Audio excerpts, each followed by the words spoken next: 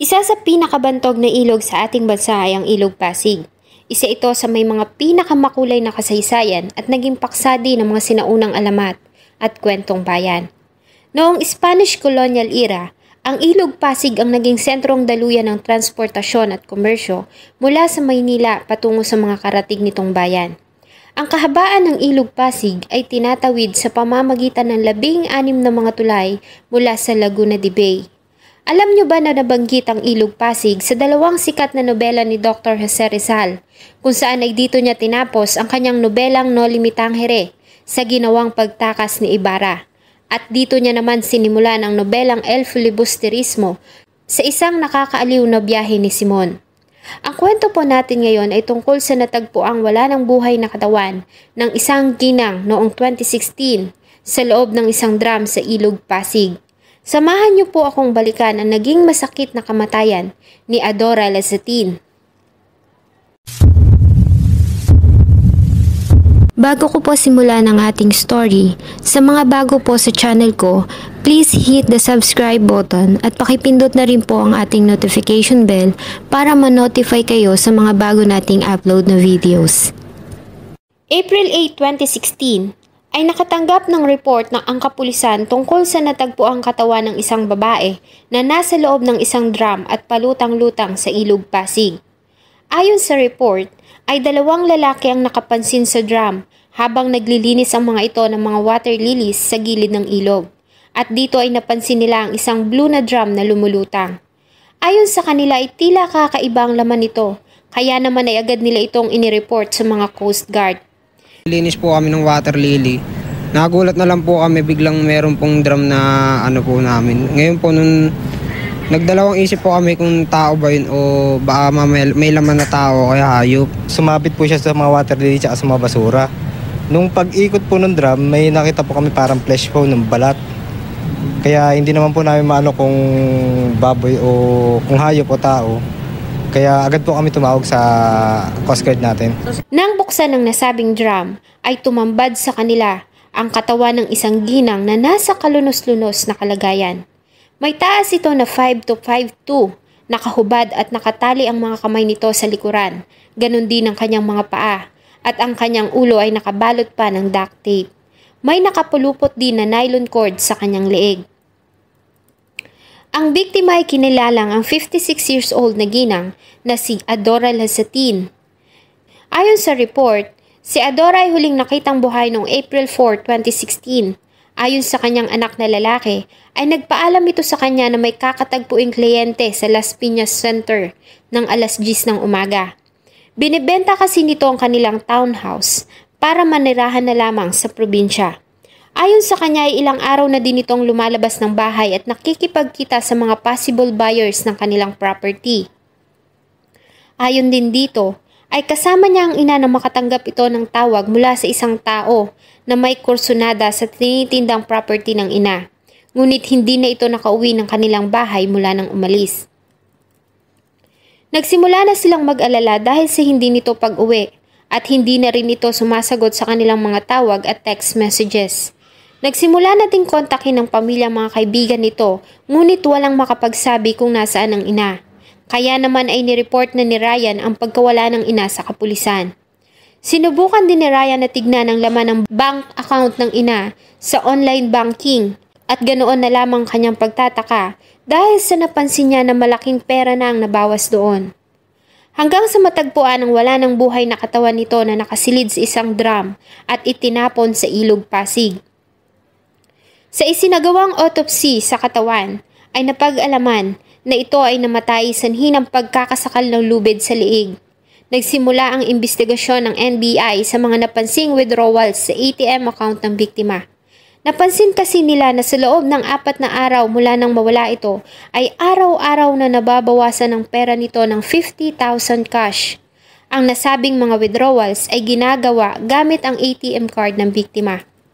Dahil dito ay nagsagawa ang NBI ng surveillance along South Super Highway hanggang sa the Fort Taguig City kung saan ginagawa ang mga withdrawals sa isang certain na branch ng bangko. Nag-deploy sila 100 na mga agent sa iba't ibang mga ATM machine sa area. At nagbunga ang kanilang ginawang effort dahil noong April 12, 2016 ng alas 2 ng madaling araw ay nakita nila ang isang suspected vehicle sa isang area. At dito na nga ay nagawa nilang maaresto ang noon ay nakasuot pa ng uniform at Spider-Man bonnet na si Police Officer 1 Mark J. Ferrer de los Santos habang nagsasagawa ito ng withdrawal gamit ang ATM card ng biktima. Sa pagkakaaresto kay PO1 de los Santos ay naaresto din ang dalawa pang officer na sila Inspector LG Jacobe at Police Officer 1 Edmond Gonzales na mga pulis na naka-assign sa Regional Public Safety Battalion. At sa isang follow-up operation ay naaresto din nila ang dalawa pang person of interest na sila Domingo Balanggit na dating Bureau of Correction Officer at isang civilian na si Empire Salas. Na-confiscate sa kanila ang 200,000 cash, ang debit card, mobile phones at ATM card ng biktima. Ganon din ang mga baril at isang mapa na may mark na hinihinalang ang susunod na target ng grupo sa Lower Bicutan, Taguig City.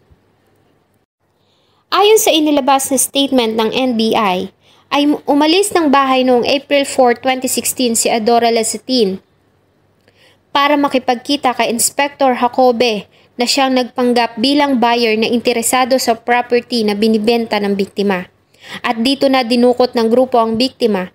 Dinila nila ito sa isang warehouse sa Bicutan kung saan nila kinuha ang mga gamit nito gaya ng kanyang ATM card. At sa pilitan nitong ibinigay sa kanila ang details para sa gagawin nilang withdrawal.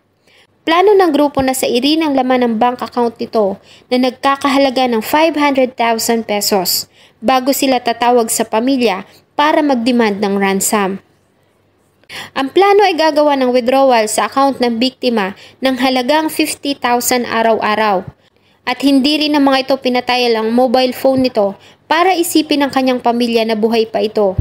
Ngunit dahil dito ay nagawang matrace ng NBI ang location ng mobile phone ng biktima. Mula Bicutan ay inilipat nila ang biktima sa Caloocan City. Ayon sa report, ay nakilala nito ang kanyang mga kidnapper, kaya naman ay pinatay nila ito sa pamamagitan ng pagsakal sa liig nito gamit ang lubid at pagpukpok sa ulo nito gamit ang martilyo. Bago nila ito inilagay sa loob ng drum at pinaanod sa Ilog Pasig, kung saan ito nakitang palutang-lutang noong April 8, 2016.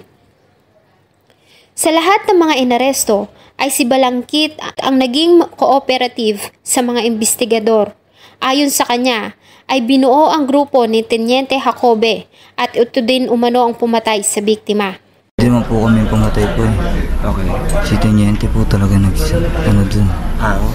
nagsakal po dun. Dahil dito ay sinampahan ng kasong kidnapping with homicide at violation of the Access Devices Law ang 5 suspect sa Las Piñas Prosecutor's Office. Agad namang nagsagawa ng summary dismissal proceedings ang National Capital Region Police Office na siyang naging dahilan sa pagkakasibak sa serbisyo ng 3 mga police officers. Matapos ang mga ginawang paglilitis, noong November 15, 2019 ay naglabas na ng hatol ang mababang hukuman. Ayon sa hatol ni Judge Ismael Duldulao ng Regional Trial Court Branch 197 ng Las Piñas City ay napatunayan na ang mga akusado ay nagkasala beyond reasonable doubt at hinatulan ng reklusyon perpetua at inatasan din na magbayad ng 395,000 pesos sa pamilya ng biktima para sa mga damages. Ang panig ng defense ay nagpasa ng motion for reconsideration at noong September 2021 ay pinawalang sala ng Court of Appeals ang mga ito on the ground of reasonable doubt o makatwirang pagdududa o kakulangan ng sapat na ebidensya para patunayan na ang mga akusado ay nagkasala. At agad na iniutos nito na pakawala ng mga akusado maliban na lamang kung maiba pa itong mga kaso na hinaharap. Ang naging dismissal sa kaso ay masakit para sa pamilya ng mga Lazatin dahil sa hindi pa man nila natatanggap ang masakit na sinapit ng ilaw ng kanilang tahanan ay naging mailap pa para sa kanila ang hustisya. Ayon sa asawa ni Ginang Adora Lazatin ay isa itong simpleng may bahay, masayahin, mapagmahal na asawa, maalaga sa mga anak at apo. Marunong din itong humawak ng pera at alam nito kung saan ilalagay ang kanyang kinikita. Sa loob ng 30 taon ay nagtatrabaho siya sa malayo bilang isang seaman at tinitiis niya ang pangungulila para mabigyan ng mga ito ng magandang buhay. May bahay, isang masayahin, mapagmahal na asawa at mapagmahal sa mga anak, mga apo. At yun po ang isa kong ipinagmamalaki sa asawa ko. Marunong po siyang humawak ng pera at marunong po siyang alam po niya kung saan niya ilalagay ang aking kinikita na ipinapadala ko na po sa kanya. Sana po ay nagustuhan niyo ang isa na namang kwento na akin pong ibinahagi. Marami pong salamat sa patuloy na pagtangkilik at panunood ng akin pong mga video. Huwag niyo pong kalimutang mag-iwan ng inyong saloobin at suggestion sa atin pong comment section. Thank you so much po and see you on my next